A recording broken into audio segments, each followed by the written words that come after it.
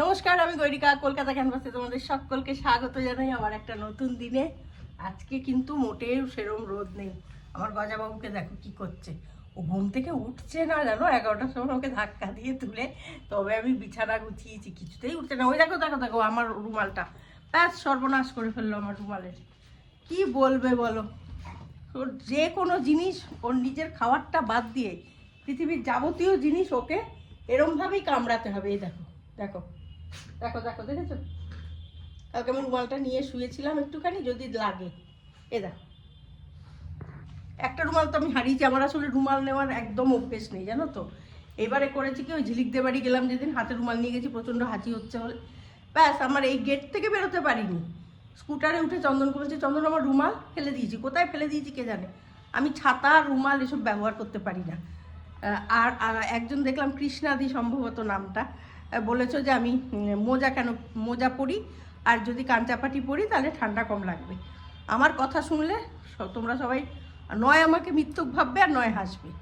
আমি মোজা জীবনে পরতে পারি না। আমি যখন গান বাজনা করতাম তখন কি হয়েছিল, আমি অনেক মানে শীতকালেই তো বেশি প্রোগ্রামগুলো হতো, আর বিভিন্ন জায়গায় হতো, মাঠে ঘাটে, প্রচণ্ড ঠান্ডা।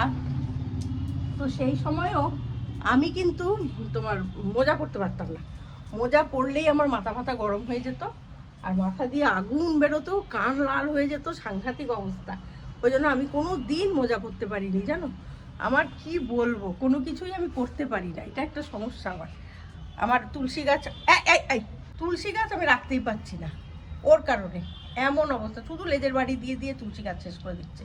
তারও আমি দেখাই, আমার তুলসী গাছটা এবারে কিন্তু বেশ ভালো এনেছে চন্দন। এই দেখো তুলসী গাছটা, তাই না? বেশ সুন্দর এনেছি, কিন্তু এই গাছটা আমি বাঁচাতে পারবো কিনা সন্দেহ গজার হাত থেকে। আমি ওই জন্য দরজাটা সবসময়, এই দরজাটা বন্ধ করে রেখে দিই। কী করবো?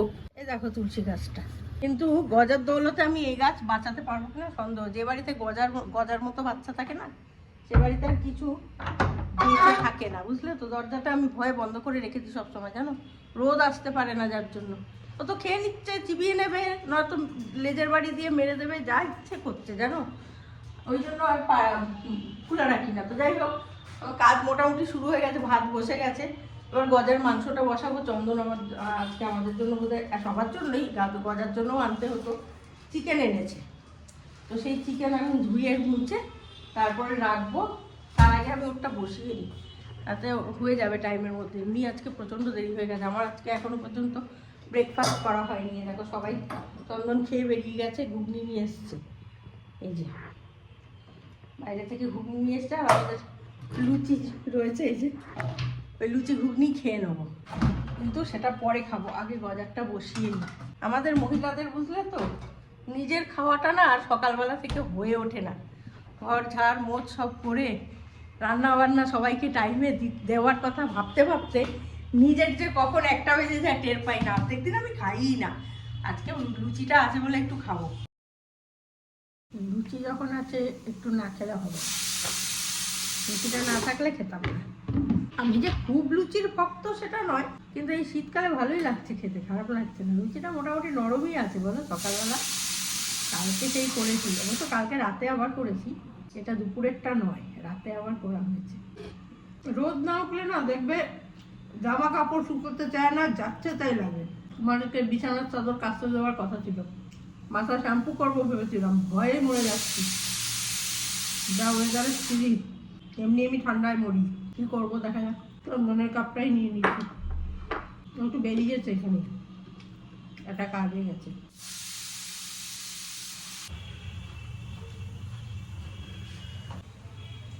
একজন দেখলাম দিয়েছে কমেন্ট বক্সে যে আমার চালটা প্লাস্টিকের না, প্লাস্টিকের না, এমনি চালই, কিন্তু একটু বাড়ছে কম। মানে ভালো চালি, ঠিকঠাক চালি, কিন্তু বাড়ছে কম। কালকে গজার জন্য ভাত করেছিলাম, সেই ভাতই রয়ে গেছে, দেখেছো। নিজের খাওয়াটা মোটে খায় না জানো, লোকের সবার খাওয়া, আমাদের খাবারগুলো ঠিক খাবে, কিন্তু নিজের খাবার মোটে খাবে না। কি বলবো বলো, এসব নিয়ে আমার আর শান্তি নেই। কালকে রাত্রেবেলা একটা বেগুন ভাজা খাবো ভেবেছিলাম, আর খাইনি, রেখে দিয়েছি। কালকেরই কত কিছু আছে এখনো দেখো। আমাদের না খাওয়া দাওয়া যে খুব খাই তা না, কিন্তু খাই আর। এই যে আলুর দম করেছিলাম কালকে, নিরামিষ আলুর দম, সেও রয়ে গেছে, পুরো খাওয়া হয়নি, অল্পই করেছি তাও রয়ে গেছে। রাত্রেবেলাটা মা খেতেই চায় না, চন্দনও কতটুকুই বা খাবে আর আমি কতটুকুই বা খাবো, ব্যাস। যার জন্য দেখবে এমনিই করি আমি সুখে সুখে তরকারি রান্না, খুব অল্প অল্প করে করি। তারপরেও এই হচ্ছে ব্যাপার, খুব সমস্যা। দুজনের রান্না তিনজনের রান্না করা না খুব বিরক্ত লাগে, থেকেই যায়। ওই জন্য আমি হোম ডেলিভারি অফ করে দিলাম, কারণ ওরা যে পরিমাণটা দেয় এবেলা ওবেলা খেয়েও আমার পরের দিন থাকছে, আবার পরের দিন দিচ্ছে, সেটার ওপরে আবার চাপা পড়ছে খাবার। না না, অত খেতে পারিও না আমরা, ছেড়ে দাও, আমিই করবো। একটা দুটো মেনু তো খাই, ও আমিই করবো।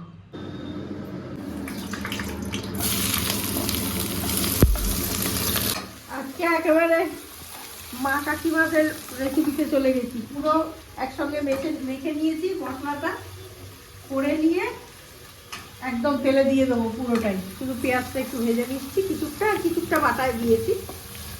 তারপরে দারচিনি আর শুকনো লঙ্কা ফোড়ন দিয়ে পেঁয়াজ ভেজে এটার মধ্যে একটু চিনি দেবো এখন, দিয়ে পুরো মশলা শুদ্ধ যে চিকেনটা ওটা একদম দিয়ে দেবো।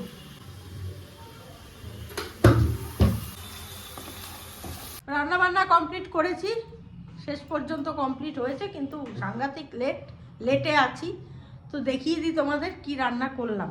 এই যে ভাত এখানে রয়েছে, আর এইখানে হচ্ছে চিকেন, একদম ঘরোয়া পদ্ধতিতে রান্না করেছি, চটপট হয়ে গেল। ব্যাস এবার স্নানে যাব, স্নান করে পুজো দিয়ে এসে খাবো আমি। তো চলো এবার স্নানে চলে যাই, আর কথা বাড়াচ্ছি না, প্রচুর দেরি হয়ে গেছে, প্রচুর। পুজো সেরে খেতে বসে পড়েছি, ফাটাফাটি মেনু আছে আজকে, দেখতেই পাচ্ছ।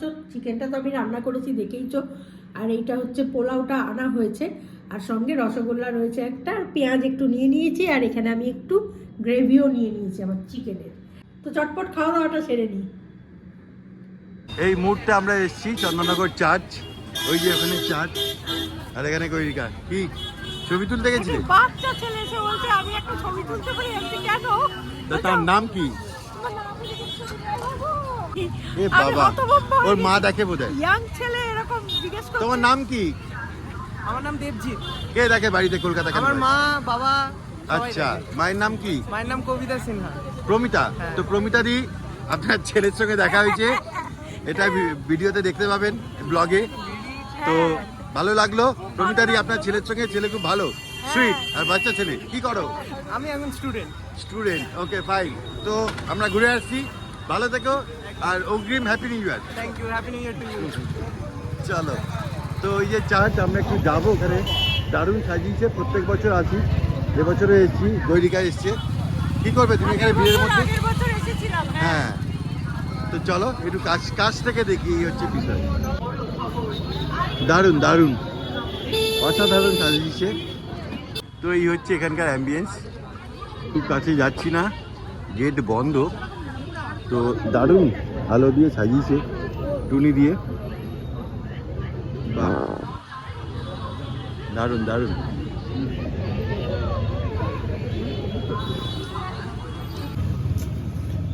দেখ নিয়েছো মাটন কালকের জন্য, এবার কোথায় যাবে? কেক আনতে? এবার কেক আনতে যাবো, কেক কালকে জন্মদিনের জন্য। ইয়েস। ও চলো। তোমাদের একটা কথা বলি, আমি একটু ভুল বলেছি, আমারও 16তেই কলকাতা ক্যানভাস 2016তেই তৈরি। হ্যাঁ, 17তে নয়। 25শে ডিসেম্বর 2016। হ্যাঁ। চলো যাওয়া যাক। Same vegetable oil or butter in around vessel, pressure cooker in মাখিয়ে নেবে সাইডে সাইডে। or the ওইখানে ইন্দ্রদা বোঝাচ্ছে গৈরিকাকে যে কেক বাড়িতে কিভাবে বানানো যায়। উইক ফিল্ডের কিছু ভ্যানিলা পেয়েছে, এই যে আমি এটা দেখাচ্ছি, first adding water এই যে into the cooker এই বিষয়টা কি করে বাড়িতে বানানো যায়, এটা চকোলেট ফ্লেভারে রয়েছে। 3 লিটার ক্যাপাসিটি প্রেসার কুকারে এই যে অ্যাড করবে। বোঝাচ্ছি, যদি বুঝতে পারে তাহলে এটা নিয়ে বাড়িতে বানাবে কালকে জন্মদিনের কেক। আচ্ছা, ইন্দ্রদা কিন্তু বড় শেফ। ইন্দ্রদা, তুমি শেফ কোথাকার শেফ ছিলে বলো? আমি হলো ইমারেটস। হ্যাঁ, ইমারেটস। ইমারেটস। হ্যাঁ, ইমারেটস যে ফ্লাইট রয়েছে সেখানে, সেখানকার শেফ অনেক গুণী মানুষ, কিন্তু এখন রিটায়ারমেন্টের পরে ভলেন্টারি রিটায়ারমেন্ট নিয়েছে, নিয়ে এখন নিজে এখানে সব চালায় আর কি। আর ইন্দ্রদার দোকানে প্রচুর কেক রয়েছে, এই যে আমরা এখান থেকে কেক নেবো, প্রত্যেকবার অন্যান্য ব্র্যান্ড থেকে নিই, এবার ঠিক করেছি এইসব কেক নেবো। এইটা আমার দেখতে খুব ভালো লাগছে, উইঙ্কিজের। আরও এখানে কী সব কেক রয়েছে। ভরপুর। ক্লোজ দ্য লিডটা ক্লোজ করবে। কিন্তু আমার যেটা ব্যক্তিগতভাবে পছন্দ সেটা হচ্ছে এই কেক, এই পাম কেক। ও, এর থেকে ভালো টেস্ট আর কোনো কিছু নেই। আমি চকলেট খাই না আমরা খুব একটা, সেই জায়গা থেকে এই কেক ভীষণ ফেভারিট। বুঝতে পারলে? মাম, এটা একটা নেবো তো? আর হুম। দুধ ঢালবে। তা ওরা এখন বুঝতে ব্যস্ত কি যে হচ্ছে কে জানে।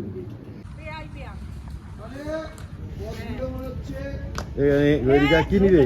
আমাদের সেক্রেটারি ছাকা রুটি অর্ডার। কি নিলে তুমি? এই যে অনেক কিছু নিয়েছি, কেক ঠেক সব। বাবা, সব শপিং হয়ে গেছে? হ্যাঁ। এবার বাড়ি যাবে কি একদম। নাকি? এই যে ধরা পড়ে গেছি, এ বাবা, ছাকা রুটির হাতে ধরা পড়েছি।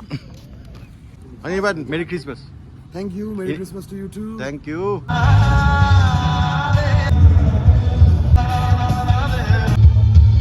ঘুরে টুরে চলে এলাম, ঠান্ডা ভালোই আছে রাস্তায়, কিন্তু বেরোলে পরে না আস্তে আস্তে শুয়ে যায়, অতটা অসুবিধা হয় না। বেরোনোর আগেই একটু ভয় করে, বাবা কি প্রোগ্রাম হচ্ছে গো, ধুমধাম, বাপরে বাপ, কেলেঙ্কারি কাণ্ড।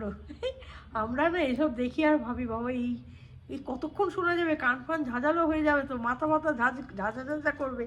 তবে কি এখন ইয়াং জেনারেশনের এইগুলো ভালো লাগে, আমাদেরও ভালো লাগছে, খারাপ লাগবে বলবো না, কিন্তু কিছুক্ষণ তারপরে যেন মাথাটা ঝাঁঝা করে। তো যাই হোক, আজকে ভিডিও আমি এখানেই শেষ করছি। যদি ভালো লাগে আমি কালকে কেকটার চেষ্টা করব, যদি পারি তাহলে তো খুবই ভালো, আর না পারলে গেল। যদি ভালো লাগে আজকে ভিডিও তাহলে লাইক শেয়ার কমেন্ট করো। নেক্সট ভিডিও নিয়ে আবার আসছি, ততক্ষণের জন্য সঙ্গে রাখো, দেখতে থাকো। তোমাদের একান্ত প্রিয় পরিবার, কাছের পরিবার, সব্বার পরিবার, গজার পরিবার, কলকাতা ক্যানভাস। গান একটা ও গাইছে, কেন দিয়ে একটা কি গান গাইবে ছেলেটি বললো, শুনলাম স্টেজে। তো আমার যেটা মনে পড়লো কেন দিয়ে, আমি সেটা গাই। ও বোধহয় কান্দে শুধু মন কেন কান্দে রে, হ্যাঁ গাইছে, তো আমি যেটা মনে হলো গাই। কেন যে এমন হলো কে জানে, সাবাস সাবাস সাবাস। সবাইকে অ্যাডভান্স মেরি ক্রিসমাস জানিয়ে আজকে শেষ করছি। সবাই খুব ভালো থাকো, গুড নাইট। আবার দেখা হচ্ছে আগামীকাল, ক্রিসমাস ডে। শুধু তাই নয়, কলকাতা ক্যানভাসের জন্মদিন। চলো টাটা, শুভরাত্রি।